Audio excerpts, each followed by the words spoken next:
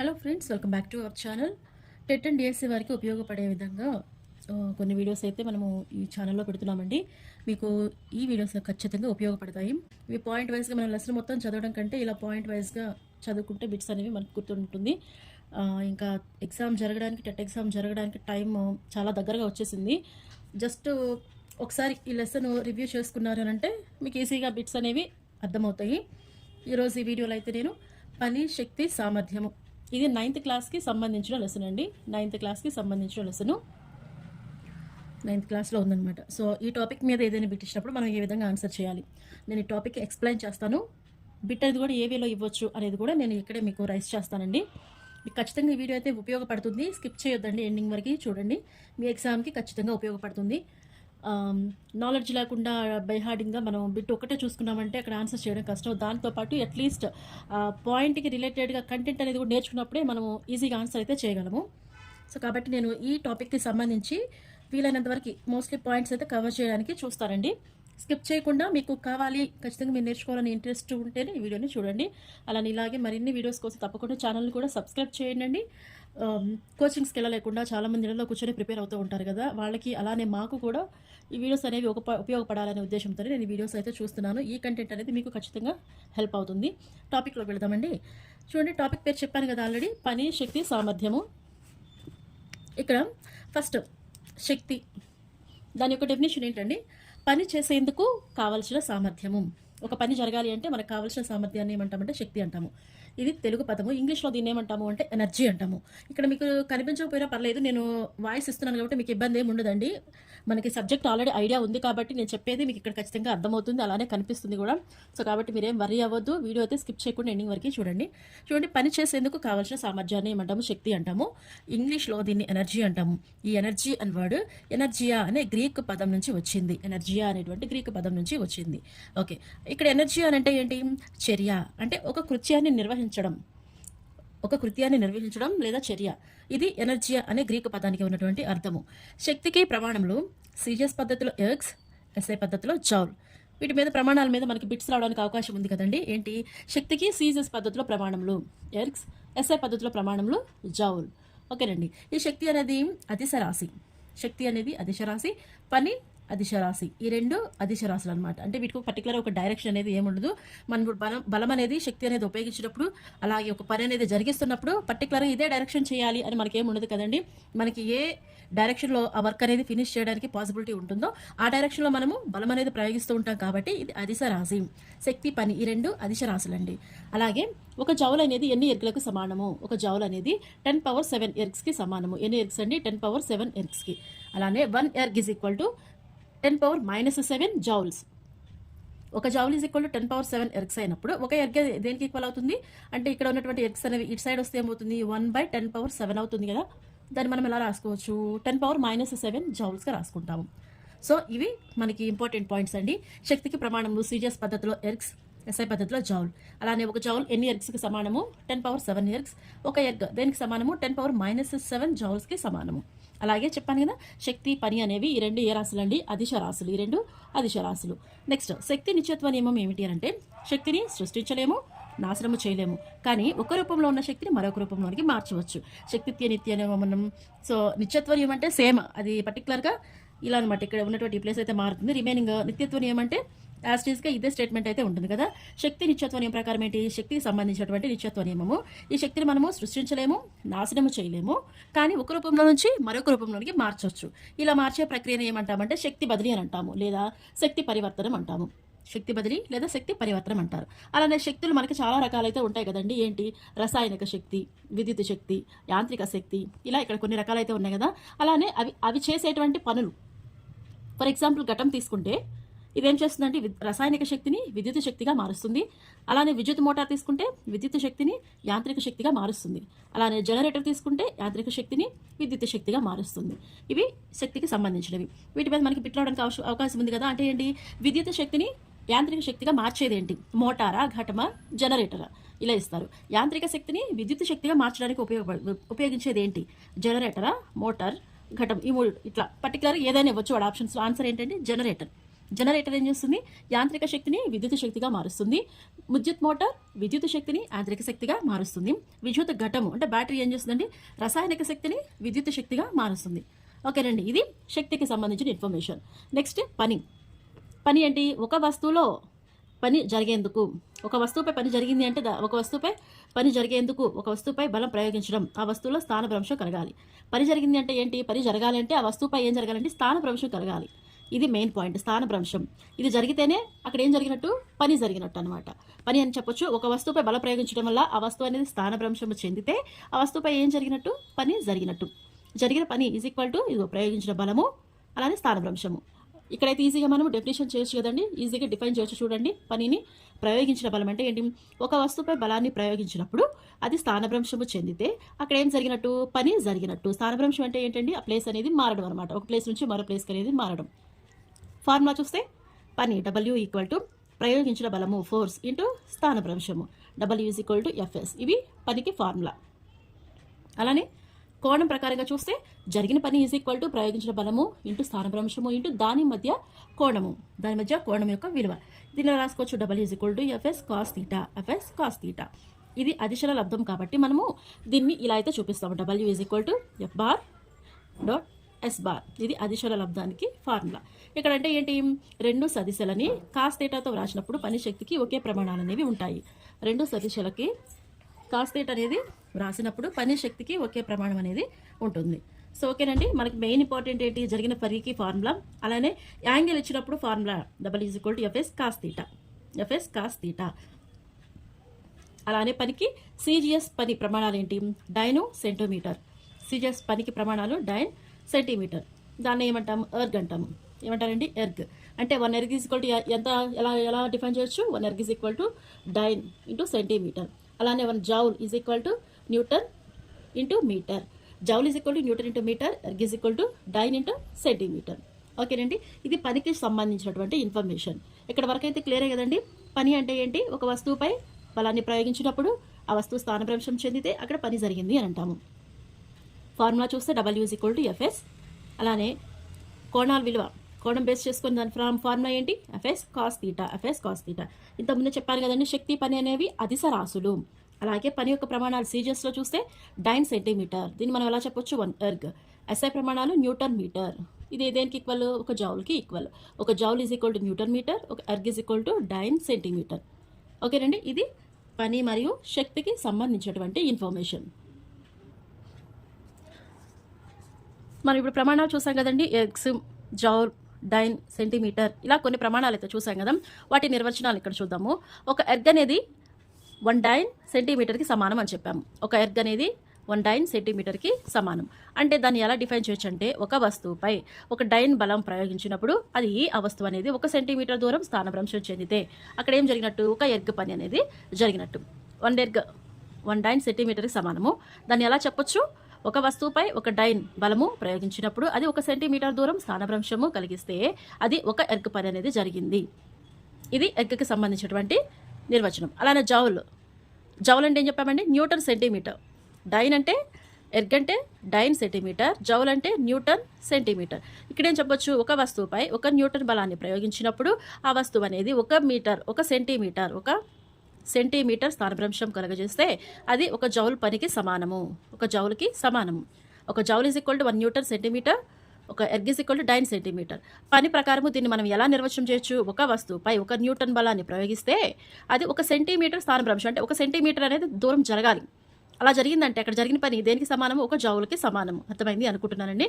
So ఎర్గ్తో పోలిస్తే dyne అనేది చిన్నదా పెద్దదా అండి? చిన్నది అవుతుంది. ఎర్గ్తో పోలిస్తే డైన్ అనేది చిన్నది. అలానే జౌల్తో పోలిస్తే న్యూటన్ అనేది చిన్నది. సో నేను హింట్ కోసం జస్ట్ నా ఐడెంటిఫికేషన్ కోసం నేనైతే ఇలా రాసుకున్నా. డైన్తో కంపేర్ చేస్తే ఎగ్ పెద్దది, న్యూటన్తో కంపేర్ చేస్తే జౌల్ అనేది పెద్ద ప్రమాణం. ఇవి ప్రమాణాలకు సంబంధించిన నిర్వచనాలు. ఈ నిర్వచనాలు రావాలంటే ఫస్ట్ ఆఫ్ ఆల్ మనకి ఏం తెలియాలి? ఒక ఎర్గ్ ఈజ్ ఈక్వల్ టు ఒక డైన్ సెంటీమీటర్, ఒక జౌల్ ఈజ్ ఈక్వల్ టు ఒక న్యూటన్ సెంటీమీటర్. న్యూటన్ అనేది బలానికి ప్రమాణం అంటే కదండి. సో ఒక వస్తువుపై 1 న్యూటన్ బలం లేదా ఒక వస్తువుపై 1 డైన్ బలం ప్రయోగించినప్పుడు అది ఎంత దూరం జరుగుతుంది, అది దేనికి సమానం? ఈ పాయింట్ బేస్ చేసుకొని మనము ఇక్కడ ప్రమాణాలు అనేవి నిర్వచించాము. ఇంతకుముందు చెప్పాను కదా, పని అనేది కూడా అదిశ రాశి. పని అనేది కూడా అదిశ రాశి. అలానే జరిగే పనిని బట్టి దీనిని 3 రకాలుగా అయితే మనము నిర్వచిస్తాము. ధనాత్మక పని, రుణాత్మక పని, శూన్య పని. ధనాత్మక పని, రుణాత్మక పని, శూన్య పని. ధనాత్మక పని అంటే ఏంటి? ప్రయోగించిన బలము, కదిలిన దిశ రెండు ఒకే దిశలో ఉంటాయి. అంటే ఒక వస్తువుపై బలాన్ని ప్రయోగించామండి, అప్పుడు ఆ వస్తువు అనేది ఏ దిశలో కదిలింది, ఏ దిశలో కదిలింది అంటే ప్రయోగించిన బలము అంటే ఎఫ్, కదిలిన దిశ దాన్ని మనం ఏమంటాము? స్థానభ్రంశం అన్నాం కదా. ఈ ఎఫ్ అండ్ ఎస్ అనేవి ఒకే డైరెక్షన్లో ఉంటే అక్కడ పని ధనాత్మక పని జరిగినట్టు. అర్థమైంది అనుకుంటున్నా. ప్రయోగించిన బలాన్ని మనం ఫోర్స్ అంటున్నాము. కదిలిన దిశ అంటే ఏంటి? ఒక వస్తువు ఒక ప్లేస్ నుంచి వేరే ప్లేస్కి చేంజ్ అవ్వడం, దాన్ని మనం స్థానభ్రంశం అన్నాం కదా. ఆ రెండు అనేవి ఈఎఫ్ అండ్ ఎస్ రెండు పనులు ఒకే డైరెక్షన్లో జరిగితే అది దేనికి సమానం అండి? ధనాత్మక పనికి సమానం. ఇక్కడ డయాగ్రామ్ ఉంది కదా చూడండి. ప్రయోగించిన బలము, ఈ ప్రయోగించిన బల వస్తువు అనేది ఇదే డైరెక్షన్లో ముందుకి ఫార్వర్డ్ అయిందనమాట. అంటే ఇక్కడ స్థానభ్రంశం జరిగింది. ఈ రెండు ఒకే డైరెక్షన్లో ఉన్నాయి కాబట్టి ఇక్కడ జరిగిన పనిని మనము ధనాత్మకం అంటున్నాం. చూడండి, ఎఫ్ఎస్లు అనేవి సమాంతరాలు ఒకే డైరెక్షన్లో ఉన్నాయి కాబట్టి ప్యారలల్. ఇక్కడ వీటి కోణం ఏం లేదు కదా, ఒకే డైరెక్షన్లో ఉన్నాయి కాబట్టి ఇక్కడ కోణం అనేది ఏం లేదు. సో థీటా వాల్యూ ఎంత అంటే 0 degrees. దాని ప్రకారము ఇంతకుముందు మనం చూసాం కదా, జరిగిన పని W కోణాల ప్రకారం ఏం చెప్పామండి? FS cos theta. కోణాల ప్రకారం ఏం చెప్పామండి? FS cos theta. కాస్ 0 అంటే ఎంతండి? కాస్ 0 అంటే 1. మనకి టాన్ ఇవి ఐడియా ఉంది కదా, 0, 30, 45, 69. దీని ప్రకారంగా మనకి sine theta, cos theta, tan, cot, cosecant, secant అలా టేబుల్ అయితే అందరికీ మోస్ట్ ఐడియా ఉంటుంది. వాటి ప్రకారంగా అయితే మనకి ఆ వాల్యూస్ అయితే బాగా గుర్తుంటాయి. అక్కడ కాస్ 0 అంటే వాల్యూ ఎంత అంటే 1. కాస్ 0 వాల్యూ అంటే 1. సో కాబట్టి ఆ 1 అనేది మనం ఈ వాల్యూలో సబ్స్టిట్యూట్ చేస్తే అప్పుడేమవుతుంది? ఎఫ్ఎస్ వస్తుంది అనమాట. ఎఫ్ఎస్ అనేది వస్తుంది.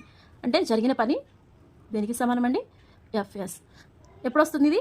అక్కడ ప్రయోగించిన బలము అలానే కదిలిన దిశ రెండు అనేవి ఒకే దిశలో ఉన్నప్పుడు ఎఫ్ఎస్ వస్తుందన్నమాట. ఎగ్జాంపుల్ ఏం చెప్పొచ్చు చూడండి. స్వేచ్ఛాపతన వస్తువుపై గురుత్వాకర్షణ బలం వలన చేసిన పని. ఓకేనా? స్వేచ్ఛాపతన వస్తువుపై భూమి యొక్క గురుత్వాకర్షణ వలన చేసిన పని. స్వేచ్ఛాపతన వస్తువు అని అంటే ఏంటండి? పైనుంచి ఫ్రీగా కింది పడుతుంది అనమాట. ఇక్కడ చూడండి డయాగ్రామ్లో, నేను డయాగ్రామ్ కూడా డ్రా చేశాను. ఒక వస్తువు పైనుంచి అనేది కొంత హైట్ నుంచి ఫ్రీగా కిందికి పడుతుంది. గురుత్వాకర్షణ బలం కూడా ఎలా ఉందండి? కిందికే ఉందన్నమాట.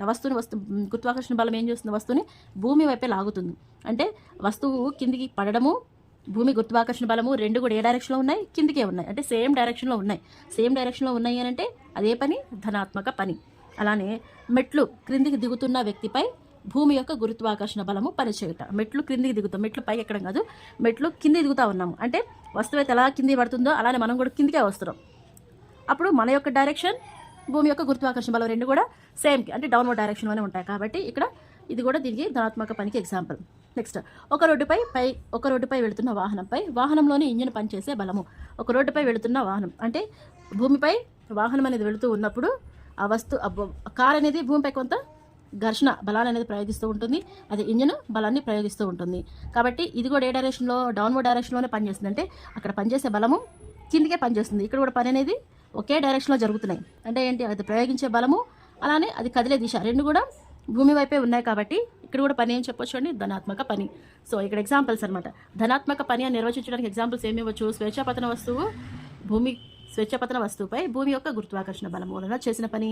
2, మెట్లు దిగుతున్న వ్యక్తిపై భూమి యొక్క గురుత్వాకర్షణ బలము. ఒక రోడ్డుపై వెళుతున్న వాహనంలోని ఇంజన్ బలం చేసిన పని. ఓకేనా? మీరు కన్ఫ్యూజ్ అవ్వద్దు. జస్ట్ ఇక్కడ చూడండి, ఒక రోడ్డుపై వెళుతున్న వాహనంలోని ఇంజన్ బలం చేసిన పని. ఈ ఇంజన్ యొక్క బలము చేసిన పని. ఓకేనండి, ఇవి ధనాత్మక పనికి సంబంధించి. ఇక్కడ బలాలు మనం 3 రకాలు ఉన్నాం కాబట్టి ధనాత్మక పని గురించి చూసాం. అంటే ఏంటి?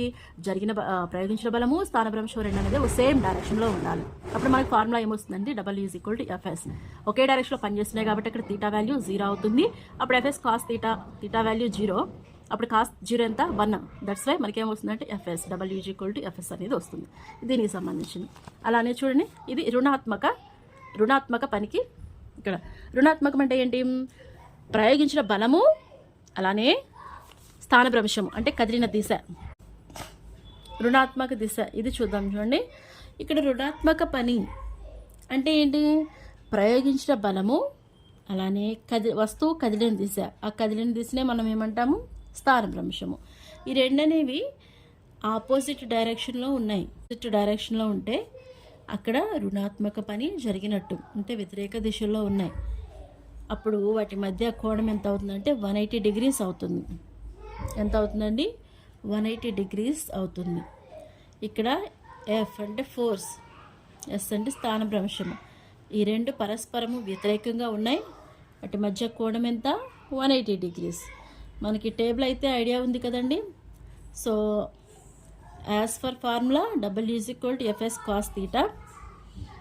FS cos 180 cos 180. ఈ టేబుల్ ప్రకారంగా చూడండి, ఇక్కడ అన్నీ పాజిటివ్ ఉంటాయి. ఇక్కడ ఓన్లీ సైన్ కొసెకెంట్ మాత్రమే పాజిటివ్ ఉంటుంది. ఇక్కడ tan cot మాత్రమే పాజిటివ్ ఉంటుంది. కాస్ సికెంట్. సో 180 అంటే ఇక్కడ 9 ప్లస్ తీటా అంటే 90 కన్నా ఎక్కువ. 90 కన్నా ఎక్కువే కదా.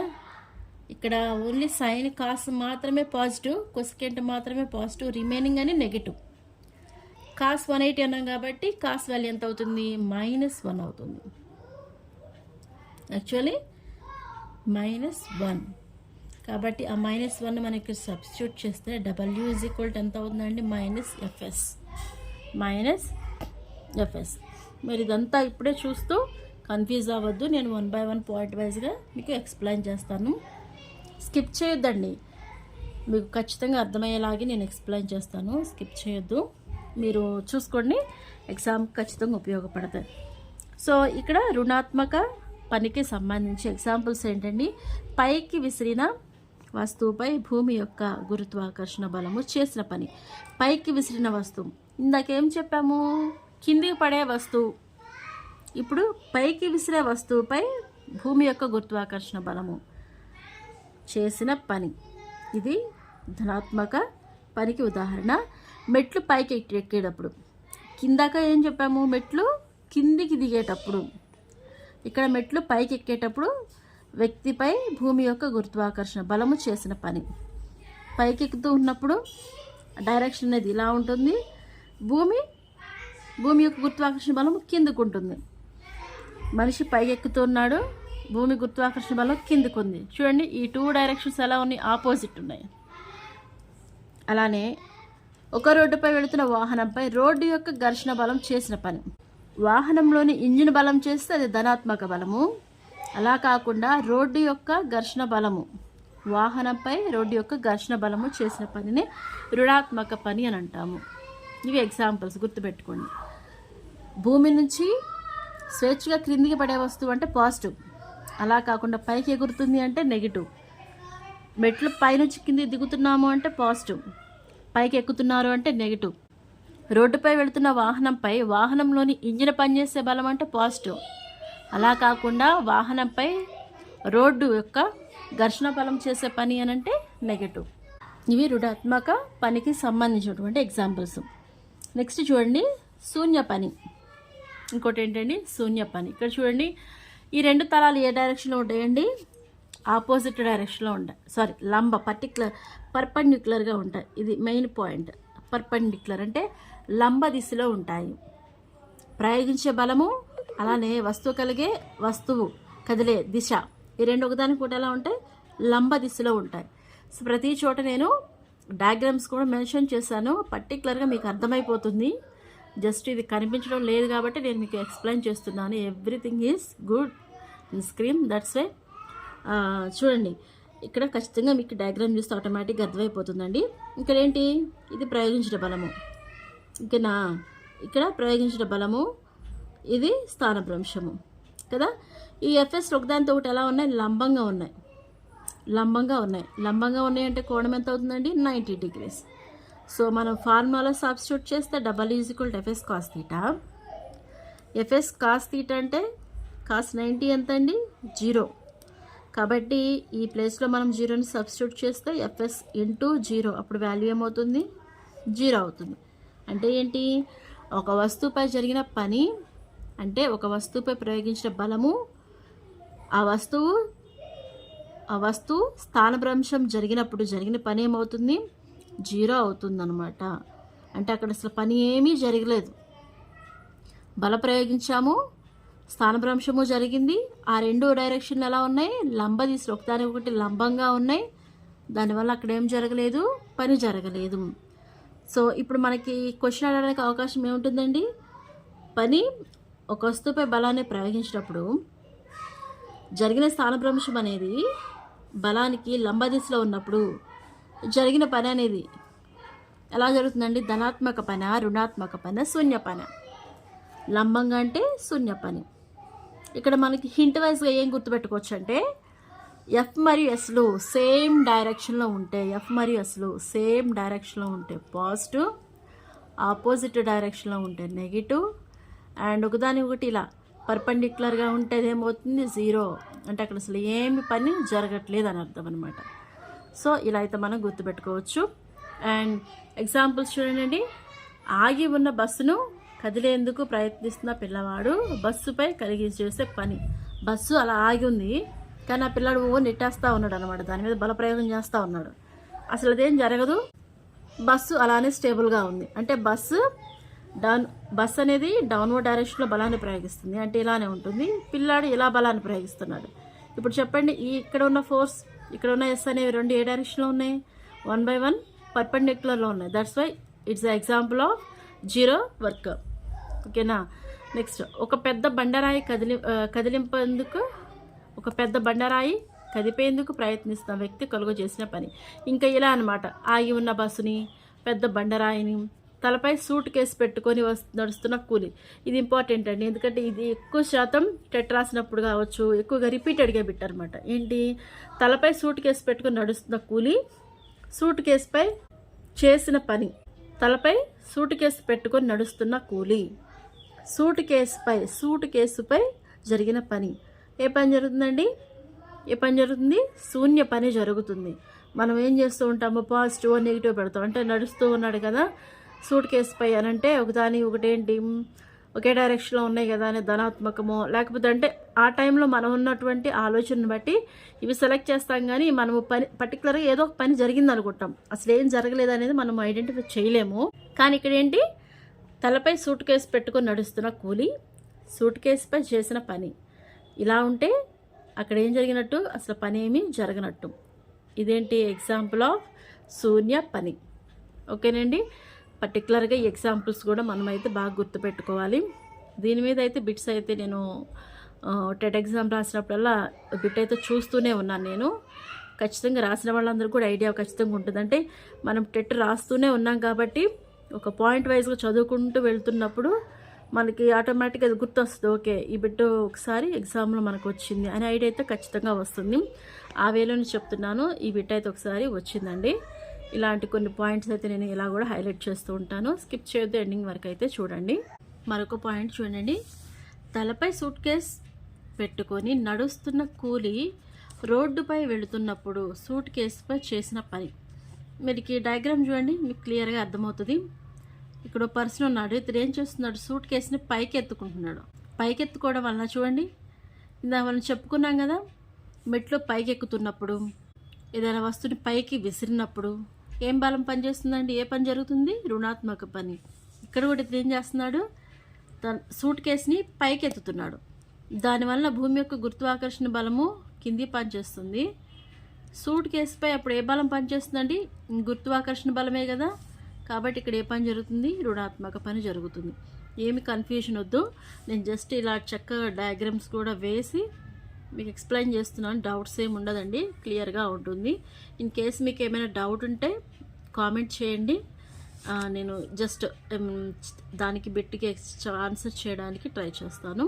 ఇక్కడ ఇంకా క్లియర్గా రాసుకుని చూడండి. వ్యక్తి తలపైకి బరువు ఎత్తుతున్నప్పుడు ఆ బరువు అనేది పైకి ఉంటుంది. అలాగే మనిషిపై గురుత్వాకర్షణ బలం ఏ డైరెక్షన్లో ఉంటుంది? కిందికి ఉంటుంది. కాబట్టి ఇక్కడ జరిగిన పని ఏం చెప్పొచ్చు? Negative energy. ఏం జరిగింది? నెగిటివ్ వర్క్ అయితే జరిగింది. ఇది ఇంపార్టెంట్ బిట్ అండి. ఇంతకుముందు అడిగిన బిట్, ఈ రెండు బిట్స్లో ఓ బిట్ రావడానికి అయితే అవకాశం ఉంటుంది. క్వశ్చన్ జాగ్రత్తగా చదివి ఆన్సర్ చేయడానికి ట్రై చేయండి.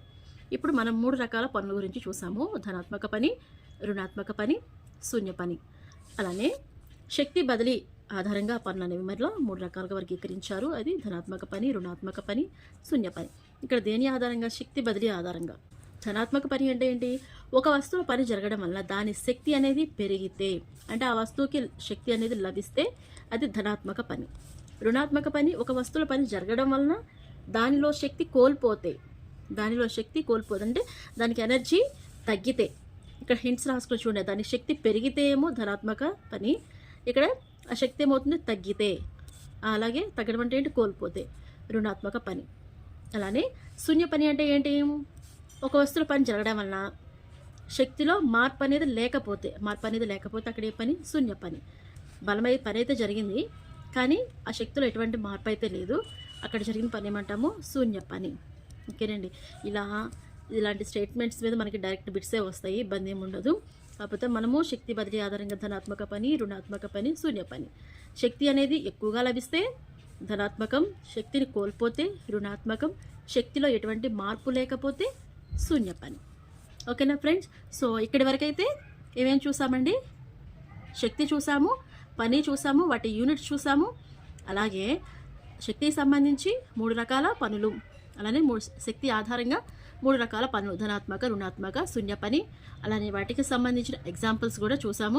ఇక్కడ వరకైతే నేను వీడియో ఎండ్ చేస్తున్నానండి. నెక్స్ట్ కంటిన్యూషన్గానే మనం టైప్స్ ఆఫ్ ఎనర్జీస్ కూడా చూద్దాము. మీకు ఈ వీడియో నచ్చితే తప్పకుండా లైక్ చేయండి. ఇంకా ఎగ్జామ్స్కి ప్రిపేర్ అవుతున్న మీ ఫ్రెండ్స్కి షేర్ చేయండి. నేను నోట్స్ మొత్తము వీడియో రూపంలో చేసి పెట్టడానికి ట్రై చేస్తాను. ఎందుకంటే ఇలా ఎక్స్ప్లెయిన్ చేయడం వల్ల నాకు కూడా ఎగ్జామ్కి ఉపయోగపడుతుంది కాబట్టి మీకోసం కాబట్టి నా కోసమే నేను చేసుకుంటాను. దాంట్లో ఇబ్బంది ఏం లేదు. బట్ మీకు ఇంట్రెస్ట్ ఉండి ఇంకా కంటిన్యూ అవ్వాలి, నాతో పాటు అందరూ కలిసి చదువుకుందామని ఒపీనియన్ మీకుండి కంబైన్డ్ స్టడీ లాగా అనమాట. ఇప్పుడు నేను మీతో ఎక్స్ప్లెయిన్ చేయడం వల్ల మీరు కూడా గ్యాదర్ అవుతారు, మీకు కొంత ఇన్ఫర్మేషన్ అయితే తెలుస్తుంది కదా. సో ఈ విధంగా అయితే ముందుకి మనము నడవచ్చు. దీనికోసము కంటిన్యూగా మీకు వీడియోలు కావాలనుకుంటే తప్పకుండా మన ఛానల్ని సబ్స్క్రైబ్ చేయండి.